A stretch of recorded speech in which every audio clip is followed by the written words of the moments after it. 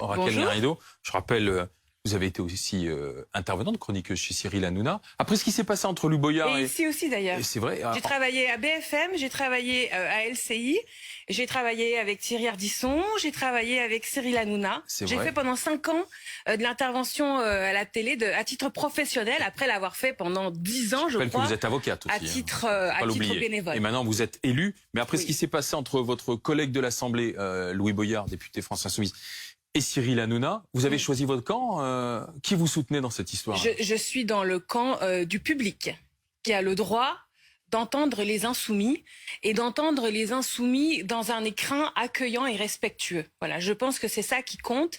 C'est que partout où nous sommes... Et là, l'écrin a été accueillant et respectueux l'autre soir? Bah non. Non. Mais même Cyril Hanouna en a convenu, puisqu'il a présenté des regrets. Il a eu tort d'insulter et de parler ainsi à votre collègue Louis Boyard? Oui, oui. Mais il me semble que c'est évident, en fait. C'est-à-dire que j'ai pas tellement envie de gloser non plus trop longtemps là-dessus, puisque même lui, il a reconnu. Mais je trouve ça bien de le reconnaître. Oui, mais il ne regrette pas le reste, c'est-à-dire qu'il ne regrette pas sa colère, et il trouve finalement qu'il a été trahi par Louis Boyard, qui a voulu faire un coup politique en dénonçant les agissements de l'actionnaire de la chaîne C8. Oui, là, il y a un désaccord. Il y a un désaccord, en fait, sur la question du rapport entre les actionnaires et les médias qu'ils possèdent. Et c'est une question qui se pose dans le groupe de Vincent Bolloré, comme il se pose ici vis-à-vis de Drahi, comme il se pose à LCI vis-à-vis de Bouygues, comme il se pose au Point vis-à-vis de Pinault, que mes amis du Point, je voudrais ne pas les citer. Oui, même dans le service public vis-à-vis de l'État. Et effectivement, c'est pas simple non plus de dire du mal de Macron quand on est parfois sur le service public. C'est vrai aussi.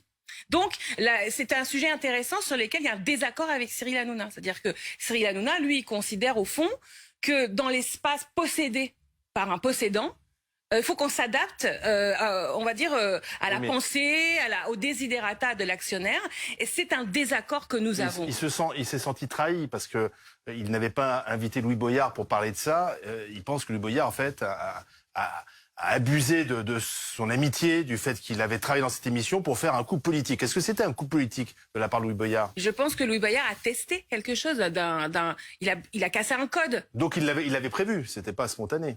Ah il me semble que oui, ça me paraît assez évident. Vous soutenez votre collègue dans ce qu'il a tenté?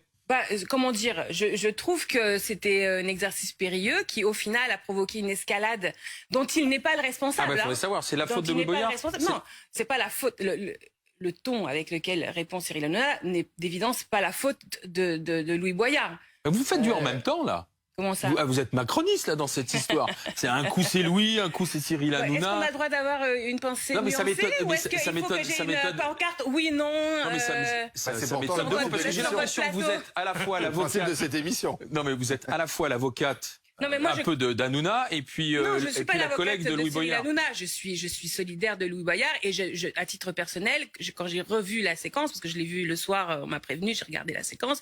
J'ai été impressionné par son courage. C'est évident que non seulement il a testé été courageux la question face à Hanouna. Oui, je trouve qu'il a été courageux parce qu'il a testé. D'abord, il a testé de briser ce code. Il a bien fait. Comment dire? Il a bien fait. Oui, il a bien fait parce que c'est un sujet. C'est un sujet et d'ailleurs qui va être discuté à l'Assemblée nationale puisque c'est le 24 novembre, on présente dans le cadre d'une niche parlementaire insoumise une proposition de loi visant à déconcentrer les médias et à permettre aux journalistes, au personnel des médias de pouvoir agréer des investisseurs. C'est pas une mauvaise idée. Et puis de limiter aussi à 20% la possibilité de propriété de ces grands actionnaires. Mais vous êtes proche de Cyril Hanouna parce que pendant l'émission, il a dit que vous étiez en contact quasiment tous les jours. C'est vrai? C'est un petit peu exagéré, mais quand est-ce que vous avez été en contact avec lui la dernière fois? Attendez, je peux parler à Cyril Hanouna quand je veux. Cyril Hanouna est quelqu'un de très accessible. Je vous le reproche pas. Mais je peux aussi vous écrire à vous. Vous êtes plutôt moins accessible que Cyril Hanouna, mais je peux vous écrire à vous. Mais vous allez continuer à lui parler là après cette histoire? Ah mais bien sûr. Vous lui avez parlé depuis cet incident? Non, parce que d'abord, je voulais observer un peu ce qui se passait, parce que c'est vrai que moi, Louis Boyard m'a pas consulté avant de faire ce test. Cyril Hanouna, il est allé très loin dans la réaction, et je pense que ça m'a paru assez évident que c'était trop, que c'était pas bien. Ce qui a eu lieu hier soir à l'émission, je sais pas si vous avez vu, c'est un procès en règle vraiment. Et là, je trouve que là, ça ne va pas non plus. Ça ne va pas non plus. C'est pas acceptable. Ben non, c'est pas normal. Alors, c'est pas normal. Parce que quand bien même, je veux dire, quand bien même, j'aurais été en plateau, mettons, hier soir, pour répondre. Vous auriez pu venir hier soir oui, en concertant évidemment avec Louis Boyard, avec les autres insoumis et tout ça, parce qu'il y a une solidarité. Aujourd'hui, Louis Boyard, faut savoir, il y a toute l'extrême droite qui est sur son dos. Ils lui font des raids sur ses réseaux sociaux parce que quand même le problème, si vous voulez, c'est que dans ce cas de ce procès anti-Louis Boyard qui a été organisé hier soir, quels sont les soutiens qui sont venus?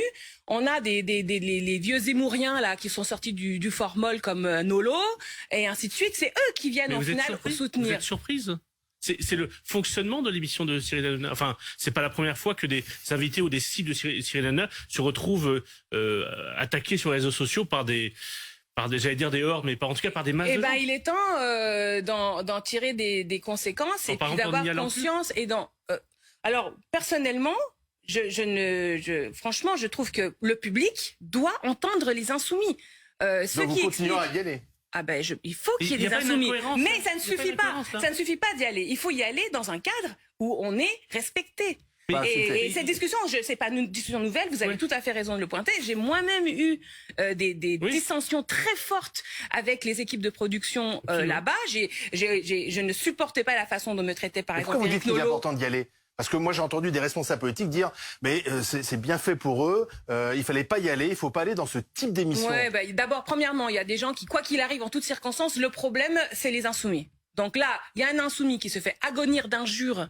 Ah, mais le problème c'est les insoumis. Bon, donc ça je laisse ça de côté. C'est simplement le fait d'aller dans ces émissions. Je laisse ça de côté. Après, il y a un débat, à mon avis, qui touche à autre chose, qui est la question de la qualification de ce public. Il y a des personnes dans la classe politique et même dans, on va dire, dans l'élite du pays qui méprisent profondément le public de Cyril Hanouna. C'est quoi ce public ? Qui pensent que ce public, ce sont des gens bêtes, qui regardent ça parce qu'ils sont bêtes et qu'en fait, non seulement il faut pas leur parler, mais qu'on s'en fiche d'eux. Ça n'est pas ma position. Voilà. C'est pas la nôtre non plus. Bon, hein, mais d'accord. Donc on est d'accord que il n'y a pas de sous-public, il n'y a pas de sous-citoyen. La France Insoumise, Jean-Luc Mélenchon, c'est 22% à l'élection présidentielle. La NUPES, c'est la première force politique au premier tour des élections législatives. Il n'y a pas d'espace médiatique de ce pays où nous n'avons pas notre place, mais il faut garantir, et je m'empresse de le dire tout de suite, des conditions d'accueil qui soient dignes, qui peuvent être adversaires, enfin, je veux dire, qui peuvent être vives, hein, on peut être vif dans la contradiction. Est-ce que vous auriez pu devenir député sans la notoriété acquise chez Cyril Hanouna ? Ah bah écoutez, comment dire, moi je milite depuis 30 ans, non, vous savez. Ça vous a apporté une autre notoriété. Les médias d'une façon générale. Est-ce que Cyril Hanouna vous a fait ? Oui. Bah, je crois pas parce que j'ai fait des médias bien avant de le faire à titre professionnel. Vous n'aviez pas la même notoriété. Est-ce que Cyril Hanouna a fait Louis Boyard ? Non, mais je suis pas d'accord avec ça parce que regardez. C'est ce qu'il dit, hein. Oui, mais c'est pas tout à fait juste de dire ça. D'abord, c'est un peu, comment dire, c'est un peu arrogant. Mais surtout, par exemple, si on prend d'autres personnalités qui ont été souvent invitées, je prends les Zemmouriens, je prends Jean Messia, je prends Stanislas Rigaud. Eh ben, si c'était vrai que Cyril Hanouna et cette émission avaient un tel rayonnement, un tel pouvoir d'injonction, il serait député. D'accord, il serait député. Vous soutenez la plainte de Louis Boyard ? Écoutez, j'ai pas vu le contenu de la plainte, je ne sais pas quel est son fondement. Injure publique. Je comprends que de toute façon, même Cyril Hanouna a reconnu qu'il s'agissait d'injures. Lui porte plainte contre Louis Boyard. Comment dire ? Je comprends. Là, on est dans une espèce d'escalade là. Il faut que ça se calme. Je pense qu'il faut que ça se calme. Ils devraient retirer leur plainte tous les deux. Je veux pas m'immiscer dans cet aspect-là des choses. Je pense que chacun d'eux va un peu réfléchir à comment on avance. Moi, ce qui m'intéresse aujourd'hui, parce que du point de vue du droit, c'est de l'injure. Je veux dire, personne ne le conteste. Bon, mais si c'est pour avoir dans 2 ans, 3 ans, la 17e chambre qui dit « Ah oui, il y a eu une injure un jour en 2022 », je vois pas ce que, donc, du point de vue du public... Il y aura sûrement une condamnation de Cyril Hanouna. Oui, peut-être non. Vous savez, l'aléa judiciaire, on sait jamais. Mais moi, ce qui m'intéresse aujourd'hui, c'est est-ce que ce public-là, il a accès à des insoumis dans des conditions dignes de liberté d'expression, de liberté de respect de la dignité des gens. Et il faut qu'on atterrisse là-dessus. Il faut retourner chez Hanouna, c'est ce que vous dites ce soir. Les insoumis doivent continuer à aller chez Hanouna. Oui, c'est ce que je pense. Ils sont bien acceptés. C'est ce que je souhaite. Et la balle est dans le camp, si j'ose dire. La balle est dans le camp maintenant de la production de TPMP. Pourquoi avoir attendu 4 jours, 5 jours, c'est-à-dire ce soir être dans BFM Story, avant de soutenir publiquement Louis Boyard? J'ai remonté votre compte Twitter, il n'y a pas eu de message de soutien ni rien. Parce que, bon, d'abord, tous vos collègues l'ont fait. Non, mais d'abord, j'ai eu Louis Boyard directement. Oui, j'ai pas besoin de Twitter pour lui manifester. Publiquement. Quand je m'exprime sur Twitter, c'est pas en vérité pour Louis Boyard, non, c'est pour le public. Mais vous l'avez pas fait. Voilà. Moi, comment dire, tout le monde le sait, ça fait 10 ans, 15 ans que je construis à coups de pied dans la porte des espaces médiatiques pour les insoumis. Pour le mélenchonisme, d'accord. Et c'est pas toujours simple, c'est pas simple. Et ça fait des années que j'ai ce débat avec un tas de gens qui disent il y a des espaces qu'il faut pas aller, des modalités de débat qu'il ne faut pas avoir, etc. Moi, c'est pas ma position. Et alors, je reconnais que le débat est légitime. Hein. Est-ce que c'est Je finalement reconnais pas... que le débat est légitime, mais ce n'est pas ma position. Est-ce que vous n'êtes pas en train de nous dire touche pas mon pote Hanouna? Non, je pense qu'il n'y a pas de souci pour critiquer Cyril Hanouna. Et d'ailleurs, Cyril Hanouna accepte la critique d'être... Oui, pour la raison, je vais vous dire.